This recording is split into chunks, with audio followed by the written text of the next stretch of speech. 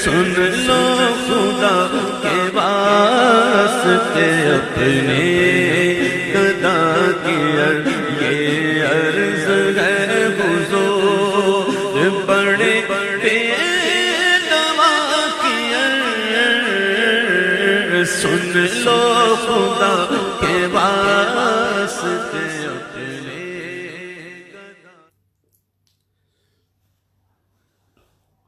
नहमदुहु व नसल्ली अला रसूलिहिल करीम अम्मा बाद फ़अऊज़ु बिल्लाहि मिनश शैतानिर रजीम बिस्मिल्लाहिर रहमानिर रहीम इन्नल्लाह व मलाइकतहु युसल्लूना अलन नबी या अय्युहल्लज़ीना आमनू सल्लू अलैहि व सल्लिमू तस्लीमा।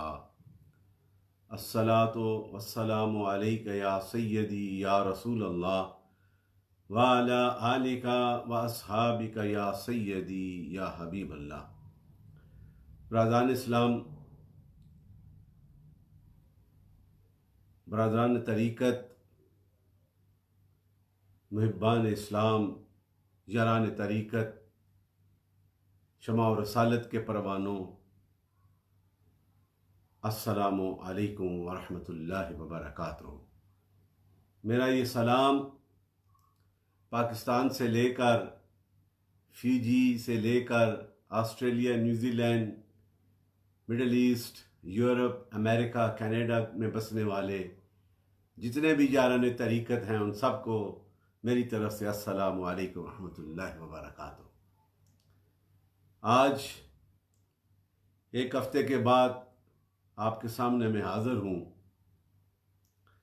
और एक नया टॉपिक है जो यतीम के हवाले से जो कुरान अज़ीम में अहकाम इलाहिया हैं सूरह निसा में, उसकी जो पहली 2 आयात उसी का मैं मुख्तसर से वक्त में तज़किरा करूँगा और आर्फन्स की इम्पोर्टेंस और उनकी प्रोटेक्शंस और उनके साथ मोहब्बतों के साथ पेश आने से अल्लाह ताला का रिवार्ड मुख्तसर से इस टाइम में जो Allah mentions in the glorious Quran regarding to the great service and reward of the orphans people.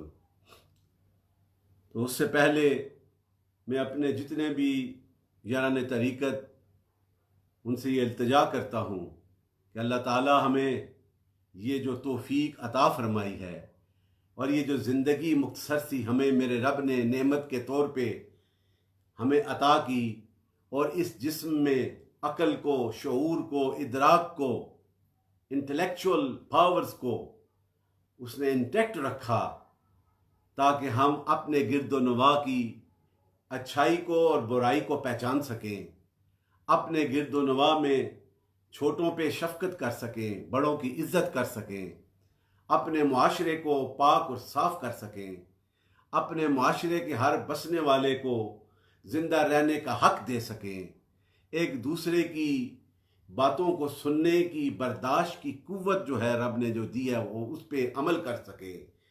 यही इंसानियत का मकाम है। उसे अशरफुल मखलूक़ात में तमाम क्रिएचर्स ऑफ द यूनिवर्स जो हैं उसमें ये मकाम इंसान को मिला है, इसलिए कि उसे जो अक्ल सलीम दिया गया है, उसे सोचने और बोलने की कोई कुव्वतें दी गई हैं, अपने मुआशरे को उसे सही राह पे चलाने की जो हिम्मतें दी गई हैं, उसकी गाइडेंस के लिए, उसे नश्व नवा पर अरूज तक ले जाने के लिए, उस रहनुमाई के लिए, वो जो रहनुमाई अल्लाह ताला ने अपने नेक उन उलुल अज़म शख्सियात, उन अंबिया की जमात को मुख्तलिफ अदवार में इंसानियत की बका के लिए, उसे ज़िंदा रहने के तरीके सिखाने के लिए, उसकी पेशानियाँ जो हैं इला के सामने झुकाने के लिए, उसके ज़बान जो दी है उससे कलमा हक बुलंद करने के लिए, दूसरों के हकूक़ का ख्याल रखने के लिए,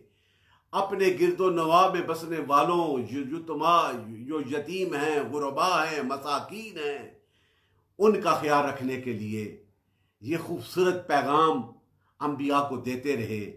लेकिन उन तमाम पैगाम की इंतहा जो है, उन तमाम अल्लाह ताला की रहमतों की मंजिल की इंतहा जो है, उन तमाम बरक़ात की इंतहा जो है, उन तमाम मोहब्बतों की मंजिल जो है, उन तमाम आयात रब्बानी का मरकज़ व महवर जो है, उन तमाम जितने भी मोजज़ात मुख्तलिफ दौर में miracles which Allah bestowed to different prophets at different times alert करने के लिए, उनकी इंतहा जो है वो एक ही ज़ात, और आप और हम खुशकिस्मत हैं, वो ज़ात मोहम्मद मुस्तफ़ा सल्लल्लाहु अलैहि वसल्लम की मुक़द्दस ज़ात में मुंतकिल कर दिए गए। इल्म का फैज़ान भी आपकी ज़ात में है।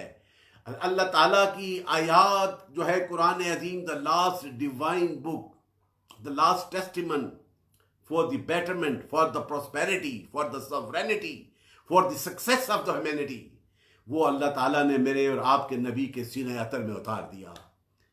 और फिर तमाम मोजज़ात को जो मुख्तलिफ वक्तों में नबियों को अता किए, उन तमाम मिरेकल्स को ज़ात मुस्तफ़ा की मुक़द्दस ज़ात में उतार दिए। ये सारे इख्तियार, ये सारी मोहब्बतें, ये सारी इनायात, ये सारे कुर्ब के फैज़ान, ये सारी कुव्वतें और सारे अलूम जो अर्श की बुलंदियों में हैं, वो सीने मुस्तफ़ा में उतार दिए। तो फिर उस नबी की अज़मत और शान और उनके कौल का मकाम कितना बुलंद होगा, जो उनके करीब रहने वाला। मैं तो उन्हें सलूट करता हूँ, उन असहाबा इकराम और अहले बैत को, जिन्होंने हजूर के कुर्ब के जलवों को देखा है, जिन्होंने हजूर की मोहब्बतों को देखा है, जिन्होंने हजूर की अदाओं को देखकर अपनी ज़िंदगी को उनकी राह पे चलाया है, वो कितने आला और कितने अवार्ड वाले, कितने इनाम वाले, कितनी बरकत वाले और कितनी शानों वाले हैं। I have no words to explain their status and their qualities which Allah bestowed through the Prophet Muhammad sallallahu alaihi wasallam. उनकी तो शान ही आला है। We don't need any to make a discussion regarding to their status and their personalities. As the believers, as the seekers, आपका जितना भी इल्म हो, उनके इल्म के मुकाबल नहीं है। आपकी जितनी भी मोहब्बत हो, मैं अपनी बात करता हूं, उनकी मोहब्बतों के बराबर नहीं है। आपकी जितनी वफादारियां हों, उनकी वफादारियों के बराबर नहीं। आपके जितनी भी कुर्बानियां हैं, उनकी कुर्बानियों के बराबर नहीं। इसलिए कि इब्तिदा in the beginning times of Meccans they sacrifice their lives, they spend their wealth and they showed their love and respect to the prophet Muhammad सल्लल्लाहु अलैहि वसल्लम। इसलिए उनके मकाम आला है। इसलिए तो हजूर ने फरमाया कि आसमां के सितारों की तरह चमकते हुए, दीज आर माई कंपेनियंस, उनका ये स्टेटस है। तो we don't need to discuss regarding to their status. एक बिलीवर्स के लिए, being a Sufi workers and Sufi school of thoughts, I am a student of the Sufi school of thought. हमारा तो काम ही यही है, हर एक से मोहब्बत करो, उनकी अदाओं को सीने में बसाओ, फिर तुम्हारे दिल की दुनिया आबाद हो जाएगी, फिर तुम्हारी जो है गिरदोनवा में बरकतें आ जाएंगी, फिर तुम्हारे मुल्क में खुशहालियां आ जाएंगी। ये लफ्जों से बात नहीं है। Islam is a message of peace and brotherhood. It is a practical message. It is according to the nature. उसको तो अपना के देखो। नमाज पढ़ो ना, तो फिर तुम्हारे अंदर पाबंदी कैसे आ जाएगी? फिर तुम फजर के वक्त सोओगे नहीं, फिर तुम्हें ख्याल होगा आज फजर की अजान होनी है, मैंने उठना है और अपनी पेशानी को अल्लाह की बारगाह में झुकाना है। ये वो एक पाबंदी है, पंक्चुअलिटी वो आ जाती है। अगर सच बोलोगे तो मुश्किल तो पड़ेगी, लेकिन उसका आफ्टर इफेक्ट इतना है कि तुम्हारी पर्सनैलिटी पे इतना असर हो जाएगा कि ये वो बंदा है जो हर मुश्किल हालात में भी सच्चाई को अपने दामन से नहीं छोड़ता। यही तो मेरे नबी की सुन्नतों का फैज़ान है। यही है, हम अपनी नश्व नुमा में लगे रहें कि मैं ज़्यादा इल्म वाला हूँ, मैं ज़्यादा तरीक़त वाला हूँ, मेरा लिबास आला होना चाहिए। फिर वो तरीक़त नहीं, वो इल्म नहीं जिसमें इज्ज़ व इनकसारी नहीं है। ये तकब्बर तो अल्लाह की चादर है। इसलिए मेरे दोस्तों, this is a message from me to all the lovers and seekers of the Islam and the lovers of the prophet Muhammad सल्लल्लाहु अलैहि वसल्लम and the lovers of the Sufi way of Mohra Sharif, कि अपनी जिंदगियों को सादगी और सच्चाई पे कायम कर लो। फिर देखो कितना करम होगा। फिर तुम्हारी जबान में, तुम्हारी कलाम में, तुम्हारे कलब बोलने में, तुम्हारे चलने में भी ताकत आ जाएगी। तो उसी बरकतों के हवाले से आज का जो मौजू है, उसी इनायात जो रब ने मेरे महबूब को अता की और सरकार के सीने से सरकार के गुलामों में और आज क़यामत तक ये पैगाम उसी तरह जारी रहेगा और हुजूर की सुन्नतों का ये फैज़ान उसी तरह जारी रहेगा, इसलिए कि ये आला है, ये अथेंटिक है, it based on reality and purity, इसे कोई नहीं तब्दील कर सकता। तो उसी के हवाले से सूरह निसा में हम उस अल्लाह की बारगाह में इल्तिजा करते हैं जो मालिक भी है, जो खालिक भी है, जो तुम्हारे दिलों के राजों से बाखबर भी है, और वो जिसे चाहता है अपने कुर्ब के जलवों से नवाज देता है, और जिसे चाहता है हुकूमत भी अता करता है, और जिसे चाहता है इज्जतें अता कर देता है, जिसे चाहता है जिल्लतें अता कर देता है, जिसे चाहता है दौलतें अता कर देता है। ये उसकी मर्जी है, वो अपनी मर्जी में किसी को शामिल नहीं करता। वो मुख्तार कुल है, वो अथॉरिटी वाला है, वो सवरेनिटी वाला है, वो कुव्वतों वाला है, वो दिन और रात को बदलने वाला है, वो कायनात की हर चीज़ को गर्दिशों में लाने वाला है, वही जन्नत का मालिक है, वही जन्नतें अता करने वाला है, वही जो उसकी राह पे चलता है उसे इनामों से माला माल कर देता है, और जो उसके पैगाम की रूह गर्दानी करता है उसके महबूब नबी के साथ वफादारी नहीं करता, उसे जिल्लत की गहराइयों में डाल देता है, उसे पूछने की ज़रूरत नहीं है। और यही वो शाने हैं, और ये शाने फिर उस नबी रहमत की ग़ुलामी के सदक़े से, नबी शफ़ी, नबी रहमत, कायनात के हर दौर के लिए जो रहमत बनकर आया है, वो मा अर्सलनाका इल्ला रहमतुल लिल आलमीन, that Allah awarded with this title in the glorious Quran, वो पूरे आलमीन के लिए रहमत बनकर आया है, हर दौर के लिए, हर ज़माने के लिए, हर इंसान के लिए, हर मखलूक के लिए, हर नबातात और नेमानात के लिए अगर रहमत है तो वो ज़ात मुस्तफ़ा करीम सल्लल्लाहु अलैहि वसल्लम के सदक़े से है। और उसी रहमत के हवाले से सूरह निसा जो मैंने आज उसके 2 आयात जो हैं मैंने चुनी हैं, उन्हीं के हवाले से मैं तज़किरा करना चाहता हूँ। लेकिन उसके पहले मैं सूरत की आयात को तलावत करके अपने दिल की दुनिया को आबाद करना चाहता हूँ। बिस्मिल्लाहिर्रहमानिर्रहीम।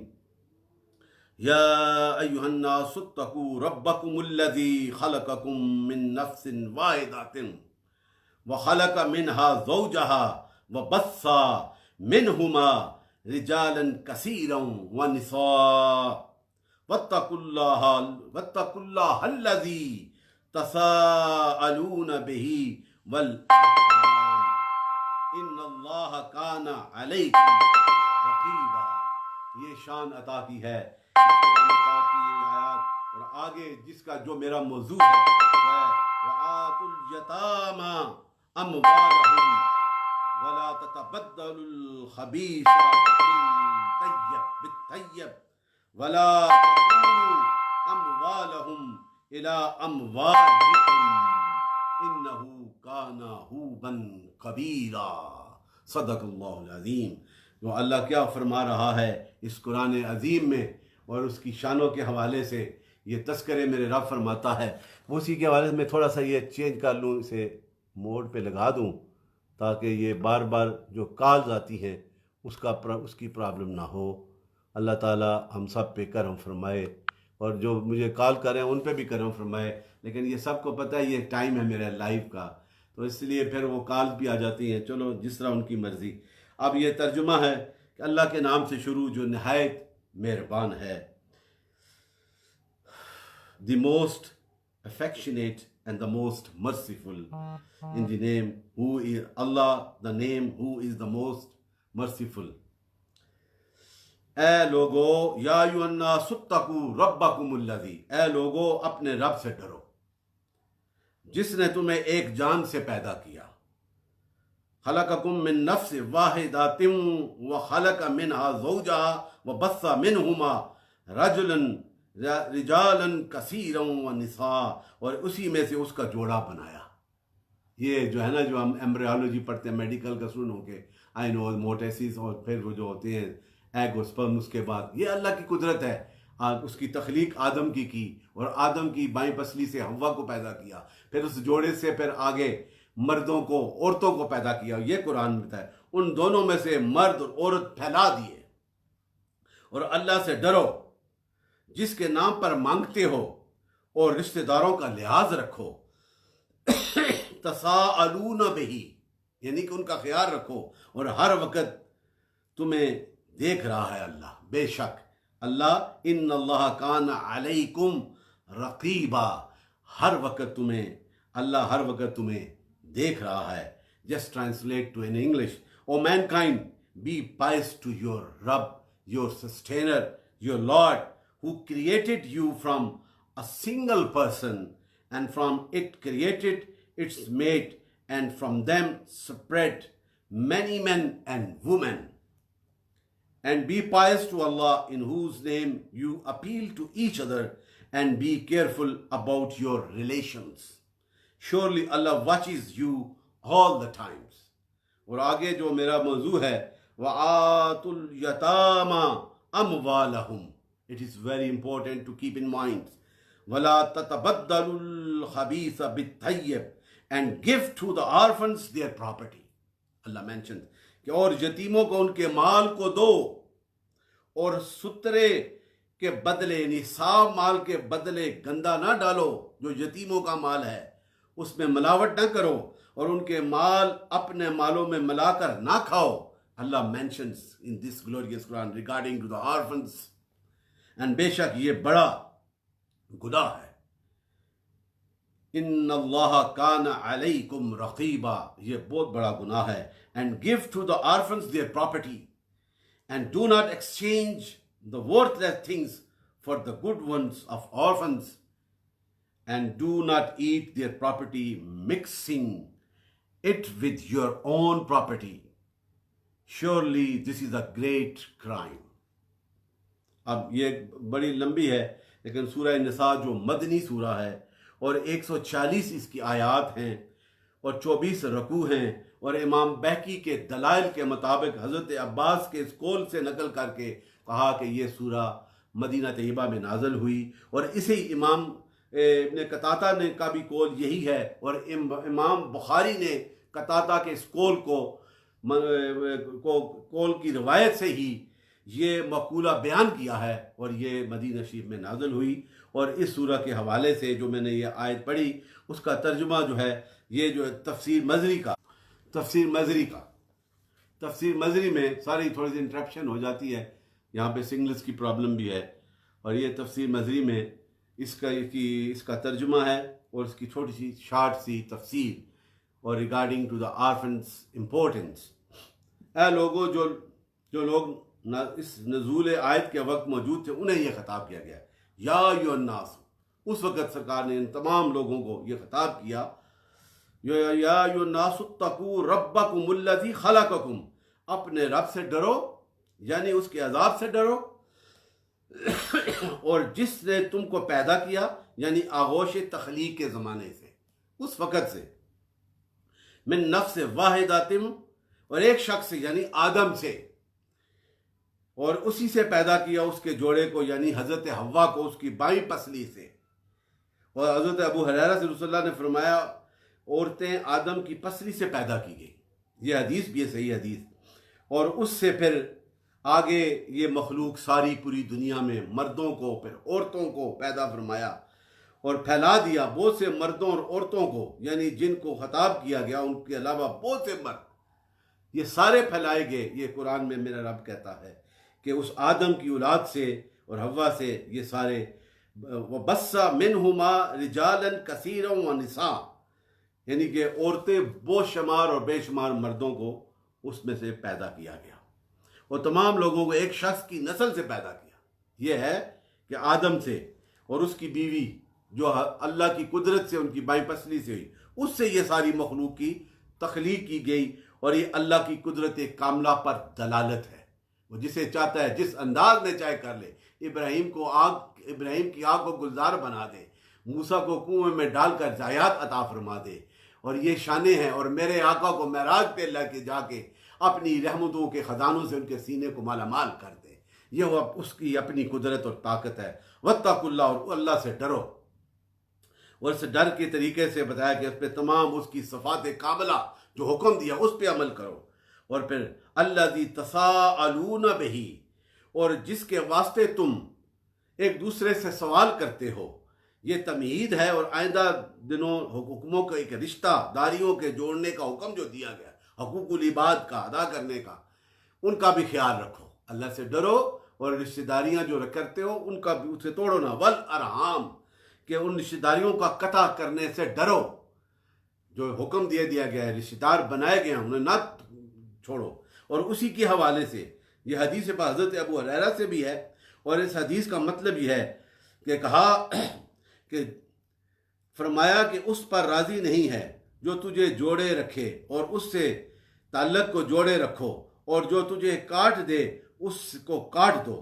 यानी कि अल्लाह जिस पे राज़ी होगा, जिस तरह सही और मुस्लिम बुखारी है कि जिस तरह तुम्हें जोड़ा है उसी तरह जुड़े रहो, काटो नहीं। और दूसरी हदीस में है कि एक बंदा जो अपने रिश्तेदारों को मेल बनाप पे रहता है लेकिन वो उसकी परवाह नहीं करते, उन्हें अच्छी बात करता है पर उस पर अमल नहीं करते, वो उन्हें उसको जहालत की तरफ ले जाते हैं, तो मेरा रब कहता है तू इस अमल को जारी रख, और जब तक तू जारी रखेगा रब की रजा भी तेरे साथ रहेगी।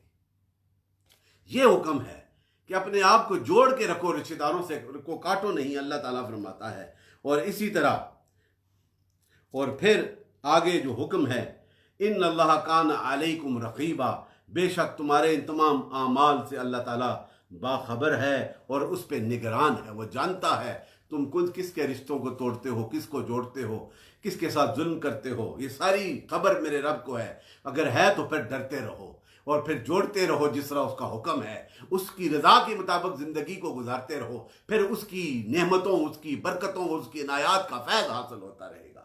और आगे कहा वआतुल यतामा अमवालहुम, जिसका मैंने आगे वो तर्जुमा, और यतीमों का माल, और यतीमों को उनका माल दे दो। अल्लाह फरमा रहा है कुरान अज़ीम, Allah mentions in the glorious Quran regarding to the orphans property, give them to the orphans. और वो फरमाया कि उनकी माल को अपने पास जब तक वह बलूगत में आ जाए। ऑर्फन जो यतीम होता ही है, इसमें कौल है जब बलूगत से पहले पहले अगर उसके वालिद, उसका दादा चला जाए और वो बच्चा है, बलूगत तक नहीं पास, वो यतीम है, उसके माल की हिफाजत करो, और जब बलूगत पर पहुंच जाए तो उसके माल को उसको लुटा दो। और फिर आगे ये फरमाया कि उसके माल से अपने जो हैं, अब तुम्हारे पास उसका माल अच्छा है तो अपने माल को उसके साथ ना लगाओ, बल्कि उसके माल को अच्छे माल में रखो। और फिर ये भी फरमाया और यतीमों के माल को अपने माल के साथ मिलाकर ना खाओ।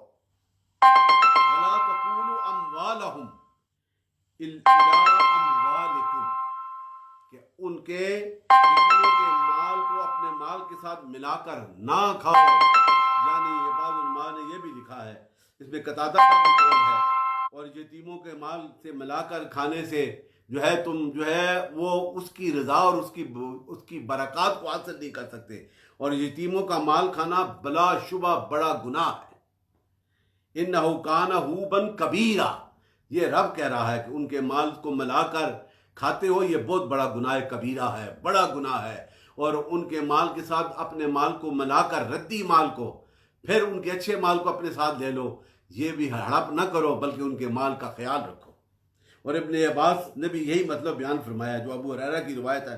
रसूलुल्लाह सल्लल्लाहु अलैहि वसल्लम ने फरमाया, दिस अ ब्यूटीफुल हदीस regarding to the orphans property that the Prophet himself explaining by his glorious, by his holy tongue regarding to the orphans property, आपने फरमाया कि 7 गुनाहकुन चीज़ों से परहेज करो, और उनमें से एक ये है कि यतीमों के माल से परहेज करो, उसे ना खाओ।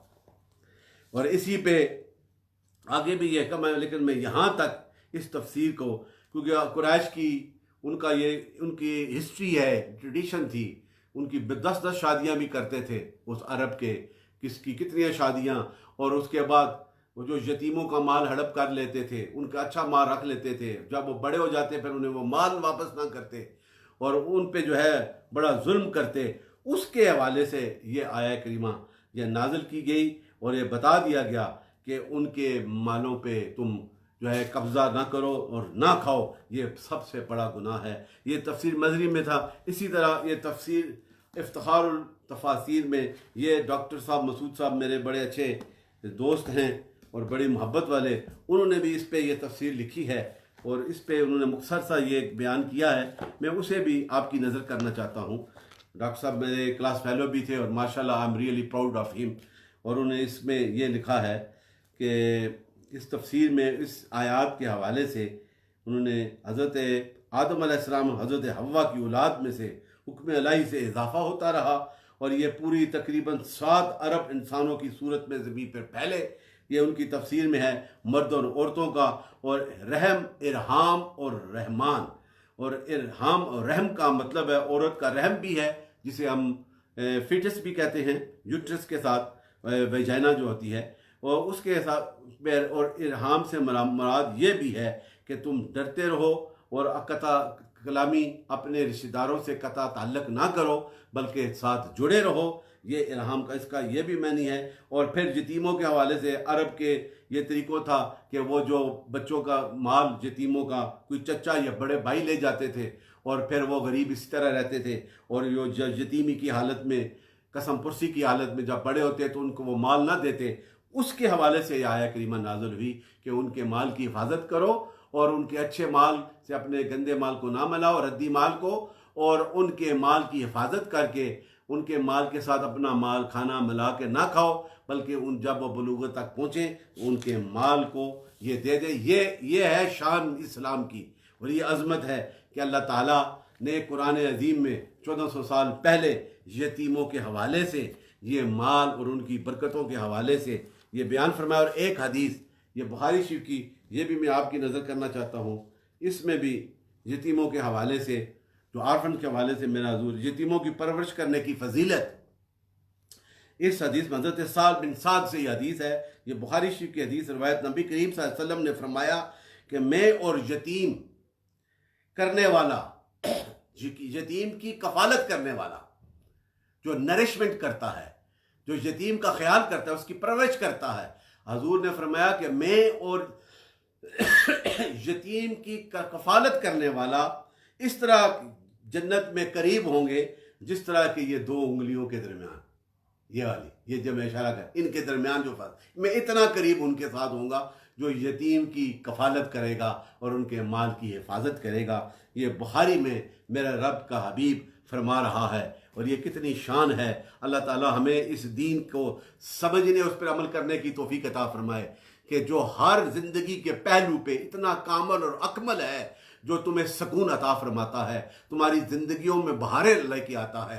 अगर तुम यतीमों का ख्याल रखते हो, आरफंस का ख्याल रखते हो, हमसायों का ख्याल रखते हो, छोटों का ख्याल रखते हो, बड़ों का ख्याल रखते हो, अपने मुल्क की बका का ख्याल रखते हो, मुल्क की सवरेनिटी के लिए इखलास के साथ उन कुव्वतों के साथ होते हो, जिस तरह के हमारी अफवाज पाकिस्तान सरहदों पर और मुल्क के अंदर अपने मुल्क की सॉलिडेरिटी, उसकी कामयाबी, उसकी खुशहाली और उसकी बका के लिए दिन रात अपनी खिदमत दे रही हैं। यह भी बड़ा इनाम है, और उनके साथ अगर हम यकजान होकर, यही पैगाम पाकिस्तान है, तो हम मुल्क की बका के लिए काम करेंगे तो इसका रिवार्ड भी मेरा रब अता फरमाता है और उसकी बरकत से माला माल फरमाता है। यही वो करम है। और उसी के हवाले से मैं अपनी गुफ्तगू के दौरान एक ना एक सहाबी का तस्करा ज़रूर करता हूँ। सैयदना उस्मान गनी का इस महीने में आपकी शहादत हुई, और आपकी ये शान ये खुलफाए राशिदीन में से हैं। हजूर के जिन नूरैन, 2 नूर वाली 2 शहजादियाँ, उम्मे कुलसूम, हज़रत रुकैया, जब आप ग़ज़वा बदर में शामिल नहीं हुए थे, हज़रत उस्मान, आपकी ज़ौजा मोहतरमा हजूर की साहबजादी हज़रत रुकैया बीमार थी और फिर आपका विसाल हो गया। तो फिर यह हदीस पाक है कि हजूर आए और कहा, उस्मान, ये मेरे सामने जबरील बैठा है और ये पैगाम लेके आया है कि उम्मे कुलसूम का निकाह जो है तेरे साथ कर दिया जाए। ये कितनी शान है उन सहाबा की जिनके पैगाम मेरे रब देता है। हज़रत अली, हज़रत फातिमा का पैगाम भी मेरे रब ने दिया। हज़रत उम्मे कुलसूम का पैगाम रब कायनात अपने महबूब को दे रहा है कि उस्मान के अक़द में कर दे। तो फिर देखें उन सहाबा की क्या शान होगी, कितनी वो अज़मत वाले हैं। तो आपको फिर हजूर ने फरमाया कि ग़ज़वा बदर का माल गनीमत और जितना भी सवाब उन जो उन पे शामिल होने वाले हैं, उतना ही सवाब हज़रत उस्मान गनी को मिलेगा। ये इनकी क्वालिटी। वो तीसरे खुलफाए राशिदीन में से खलीफा हैं। 65 या के करीब जब आपकी उम्र थी, आपको ये खिलाफत अता की गई, और राइट गाइडेड खलीफा ऑफ द प्रॉफिट मोहम्मद सल्लल्लाहु अलैहि वसल्लम। तो अल्लाह ताला हमें इन पे मोहब्बत करने की, इनसे वफा करने की, इंशाल्लाह किसी और मौजू पे मैं तफसील से उनकी ज़िंदगी के हवाले से मैं बयान ज़रूर करूँगा। एक पूरा एक टॉपिक रखेंगे। आज जो मैं जिस साहबी का मैं तस्करा करना चाहता हूँ अपनी इस गुफ्तगू में। हज़रत बर्रा मरूर बिन सखर बिन खनसा बिन सन्नान बिन उबैद बिन अदी बिन खजरज अंसारी खजरजी सलमी, ये लंबा उनकी, मैंने उनका नसब का भी तस्करा किया है। हज़रत बर्रा ये बड़े इल्म वाले साहबी थे और हजूर की बारगाह में आकर जब ये हज के दौरान आए थे और बाकी बैत उकबा में शामिल थे, और ये पहले हैं जिन्होंने उस बैत हासिल की, ये शर्फ हासिल किया। और आप जो हैं हज के दौरान आ रहे थे तो आपने साथियों को कहा कि मैं काबा की तरफ करके नमाज़ पढ़ता हूँ और मेरी ये ख्वाहिश है, हालांकि मुसलमान पहले बैतुल मुक़द्दस की तरफ अभी हुक्म नहीं हुआ था। तो जब आए तो साहबा ने, बाकी साहबियों ने कहा या रसूलल्लाह ये ग़ुलाम हैं लेकिन ये काबा शरीफ की तरफ करके, आपने कभी पुष्ट ना की थी। तो हजूर ने फरमाया कि तुम जब शाम की तरफ नमाज़ पढ़ते थे तो ठीक किबला की तरफ थे, काश के तुम चंद रोज़ इस पर सब्र करते। तो यानी कि हजूर को तो पता था कि फिर वो किबला आ जाएगा, लेकिन ये हुक्म दे दिया। फिर उसके बाद आपने बैतुल मुक़द्दस की तरफ करके नमाज़ पढ़ने की।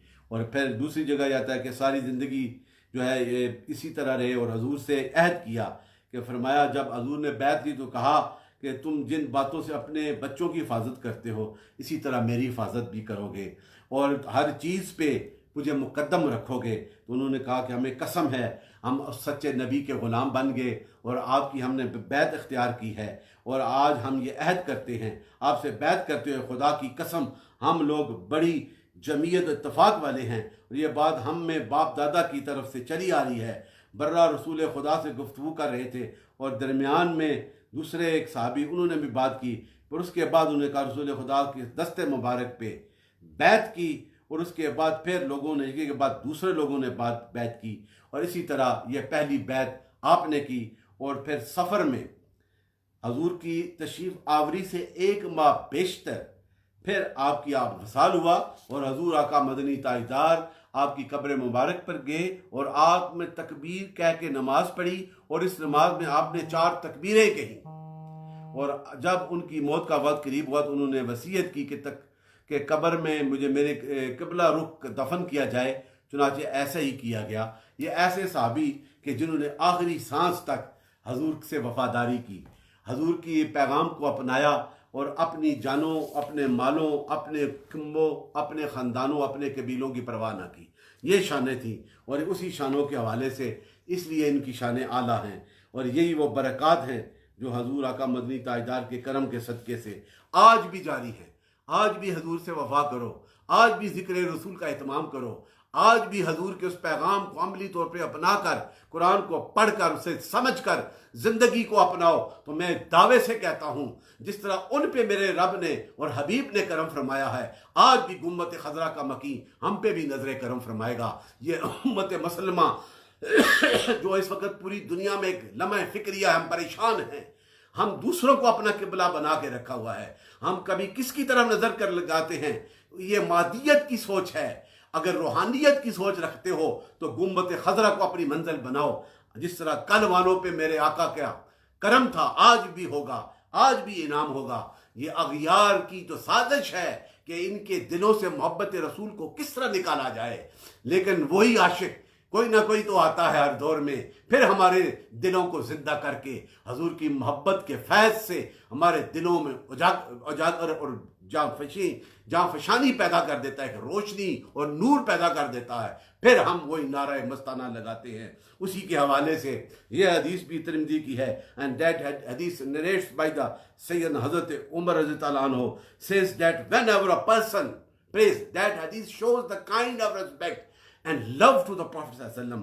Whenever a person pays dua without reciting salat and salam upon the holy Prophet Muhammad sallallahu alaihi wasallam, when he made a dua without reciting salat and salam upon the Prophet Muhammad sallallahu alaihi wasallam, that dua remains between the earth and heavens until you recite salat and salam upon holy Prophet sallallahu alaihi wasallam, and that dua will not be accepted by Allah subhanahu wa ta'ala. Dua will be accepted होगी उस वक़्त when you recite, when you salute to the Prophet ﷺ, so Allah will accept your dua and give you the reward. And regarding to the dead hadith, a great thinker of its time, Sheikh Abdul Haq Muhaddis Delvi explained and writes that if anyone unable to find a murshid, a spiritual guide, then person should recite a salat and salute and salam upon Holy Prophet correctly, abundantly. So time will come as a result, the blessing of salat and salam, the Holy Prophet himself will guide that person who recites. जो दराज पढ़ता है वो recites upon the Prophet ﷺ, salat and darood. So it's a great opportunity, my brothers and sisters all over the world. Please don't waste your time. Come to the right way. And the right way is to make your intention pure with the love of the Prophet Muhammad ﷺ and the love of the Allah subhanahu wa ta'ala, the creator, the processors, the sustainers, the adventurers of this universe. If you make your intention pure, as my belief and the belief of Sufis also based on love of the Prophet ﷺ, there is no way that Allah will reward you. Make your intentions with the love of the Prophet ﷺ. Hopefully, inshallah, in the near future, Allah will give us more success. And I pray to Allah subhanahu wa ta'ala with the connection of what beloved Prophet Sayyidina Muhammad sallallahu alaihi wasallam. May Allah forgive our sins and give us a relief. This contagious disease nowadays spreading all over the world, and all the humanity are in a fear conditions.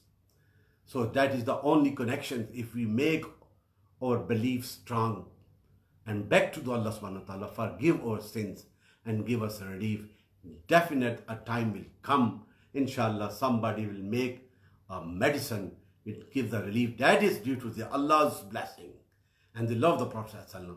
May Allah give us peace, prosperity and love. May Allah give our sins. May Allah give success in future. And may Allah give us opportunity to recite the Quran Pak and to understand the meaning of the Quran, the glorious words, the last testament for the betterment of the humanity.